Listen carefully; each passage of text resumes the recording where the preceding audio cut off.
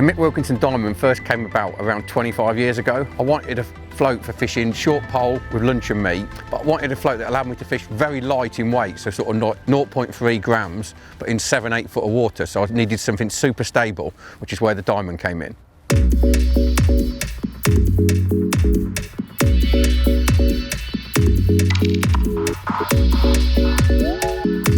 The key features of the Mick Wilkinson Diamond are firstly the stem. Now stability is really important with this float, and like wire, yes it's great, nice and stable, but I wanted something a little bit stronger, which is why fiberglass was the material we found best. Nice and dense, makes the float sit quickly, but allows me to use a much lighter float than would normally be possible. The other big plus with fiberglass is nice and strong, you can bend it and you're not going to ruin a float sort of halfway through a session. As for the body shape, obviously Diamond, as the name suggests. What I liked about the Diamond was always the fact it sort of dug in. It sat nice, I could like lift and drop and drag the float, but it never sort of rode up, so you were always fishing. Lastly, as far as the bristle goes, the original Diamonds were always a cane tip. But the only issue I always had with them, and something we've worked really hard on, was visibility. That's why they now come with a hollow tip, which you can see in pretty much any light.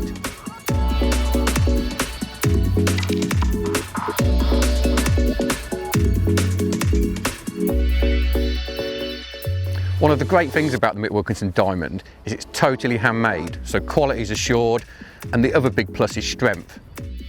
So the first thing up is the side eye. I'm a massive fan of side eyes, I think floats sit better with them, so it was important that we kept up with what Mick's been doing. So the side eye itself sunk extra deep into the body and then glued in place with the strongest glue on the market, so it simply isn't going to pull out. Next up is the body material. The Diamond's made from a really high density foam, so you're not going to get the line cutting in, which in turn can affect the buoyancy. So you know once you shot one of these floats, it's going to stay shot at exactly the same level all day.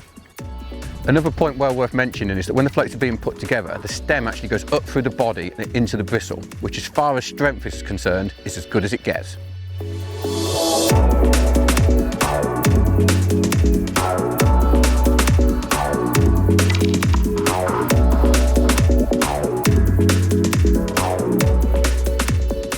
The Diamond was originally born for short pole work, but over the years it's proved itself really versatile, and I now use it for like short pole, long pole, deep water fishing where I'm targeting big fish. Bait wise as well, it's not just about meat. I use it for corn, pellets.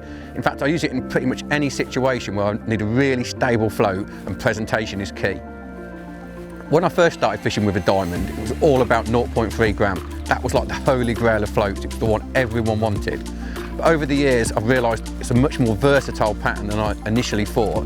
So it's now available from 0.2 gram all the way up to 1 gram. So it suits loads of situations and lots of different baits. Over the years, I'd say 99% of my pole fishing has been done with Mick Wilkinson floats. The reason being, they're handmade to the highest specification. Mick's always left no stone unturned. And it's great to see now that Guru's took this process on. They've still got that handmade touch, and better still, they're made in the UK.